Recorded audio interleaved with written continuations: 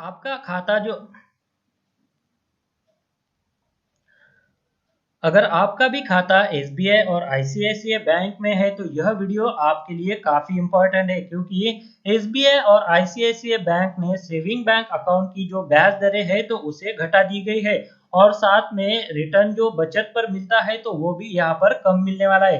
तो जी हाँ, आज के इस वीडियो में ये जो बड़ा अपडेट एसबीआई और आईसीआईसीआई बैंक खाता धारकों के लिए है तो उसी के बारे में अभी मैं आपको इस वीडियो में पूरी जानकारी देने वाला हूँ। तो आप इस वीडियो के साथ अंत तक बने रहिए ताकि ये जो इम्पोर्टेंट अपडेट है तो इसकी जानकारी आप सभी को मिल सके। नमस्कार दोस्तों, मेरा नाम है योगेश और आप जिस चैनल को अभी देख रहे हो है संजीवनी टेक। और अगर आपने चैनल को अभी तक सब्सक्राइब नहीं किया है तो इसी तरह के अपडेट जानने के लिए आप चैनल को फटाफट सब्सक्राइब कर लीजिए। और अगर आपने इस वीडियो को अभी तक लाइक नहीं किया है तो प्लीज लाइक जरूर कर दीजिए। तो चलिए, ये जो अपडेट है तो इसके बारे में अभी हम डिटेल में जानकारी लेते हैं। चलिए दोस्तों, एसबीआई और आईसीआईसीआई खाता धारकों के लिए ये जो बड़ा झटका लगा है जिसमें तहत यहाँ पर बताया गया है कि आईसीआईसीआई और एसबीआई बैंक ने सेविंग अकाउंट की ब्याज दर में की कटौती, बचत पर भी मिलेगा कम रिटर्न। तो जी दोस्तों, ये जो अपडेट है तो उसके बारे में अभी हम पूरी डिटेल में जानकारी लेने वाले हैं। तो जी दर्शक, ये आप देख पा रहे हैं कि देश के सबसे बड़े bank state bank of India और आईसीआईसीआई बैंक ने सेविंग अकाउंट पर ब्याज दरें घटा दी है। एसबीआई बचत खाते पर सालाना ब्याज दर 0.05% घटाकर 2.7% पर आ गया है। नई दरें 31 मई से लागू भी हो गई है। वही आईसीआईसीआई बैंक ने भी बचत खाते पर ब्याज दर में 0.25% की कटौती की है। नई दरें 4 जून से लागू हो गई है। इससे पहले एसबीआई ने अप्रैल महीने में बचत खाते पर मिलने वाले ब्याज दर में 0.25% की कटौती भी की थी। उसके बाद आईसीआईसीआई बैंक में भी कम मिलेगा ब्याज। आईसीआईसीआई बैंक ने 50 लाख रुपए से कम की सभी जमाओं पर ब्याज दरों को 0.25% घटाकर 3.25 से 3% कर दिया है। 50 लाख रुपए या उससे अधिक की जमा पर दरों को 3.75 से घटाकर 3.50% किया है। पंजाब नेशनल और कोटक महिंद्रा बैंक ने भी की थी कटौती। पंजाब नेशनल बैंक ने बचत खाते पर मिलने वाली ब्याज दर में 0.50% की कटौती की थी। 1 जुलाई से बैंक के बचत खाते पर अधिकतम 3.25% का सालाना ब्याज मिलेगा।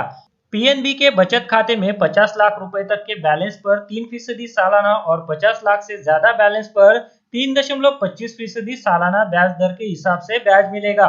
कोटक महिंद्रा बैंक ने मई में बचत खाते पर मिलने वाले ब्याज में कटौती की थी।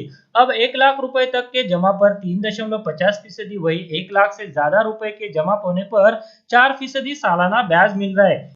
इससे पहले 1 लाख रुपए तक के जमा पर 3.75% और 1 लाख रुपए से ज्यादा के जमा पर 4.5% ब्याज मिल रहा था। एसबीआई एफडी पर मिलने वाले ब्याज में भी कर चुका है कटौती। एसबीआई ने मई महीने के अंतिम हफ्ते में ही एफडी पर ब्याज दरों में कटौती की थी। बैंकों ने सभी अवधि की एफडी पर ब्याज दरें 0.4% की कटौती की थी। एसबीआई ने 2 करोड़ या इससे अधिक की बल्क एफडी पर भी 50 बीपीएस पॉइंट तक की कटौती की है।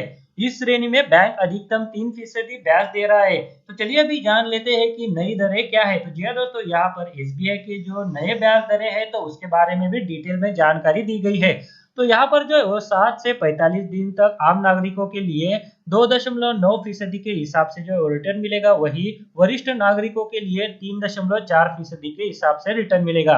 46 से 179 दिन तक 3.9% आम नागरिकों के लिए और 4.4% वरिष्ठ नागरिकों के लिए। इसके बाद जो यहाँ पर आप डिटेल देख रहे हैं कि 211 से 1 साल के लिए 4.4% आम नागरिकों के लिए, उसके बाद वरिष्ठ नागरिकों के लिए 4.9, 1 साल से लेकर 2 साल तक आम नागरिकों के लिए 5.1%, वही वरिष्ठ नागरिकों के लिए 5.6%, 2 साल से लेकर 3 साल तक के लिए आम नागरिकों के लिए 5.1%, वरिष्ठ नागरिकों के लिए 5.6%, 3 से लेकर 5 साल तक के लिए आम नागरिकों के लिए 5.3%, वही वरिष्ठ नागरिकों के लिए 5.8% दरें रहेंगी। 5 साल से लेकर 10 साल तक के लिए आम नागरिकों के लिए 5.4%, वही वरिष्ठ नागरिकों के लिए 6.2% के हिसाब से ब्याज दर मिलेगा।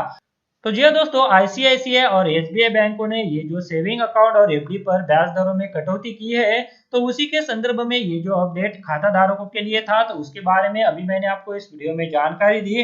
वीडियो अच्छा लगा है तो वीडियो को लाइक जरूर कीजिएगा और इसी तरह के अपडेट जानने के लिए अगर आपने इस चैनल को अभी तक सब्सक्राइब नहीं किया है तो वीडियो के नीचे आपको एक रेड कलर का बटन दिखाई दे रहा होगा, उस पर क्लिक करके आप फ्री में चैनल को सब्सक्राइब करके रख लीजिए और उसके बाद एक बेल का बटन भी आता है तो उसे भी आप प्रेस करके रख लीजिए ताकि भविष्य में आपसे रिलेटेड जो भी अपडेट आए तो उसका नोटिफिकेशन आपको सबसे पहले मिल सके।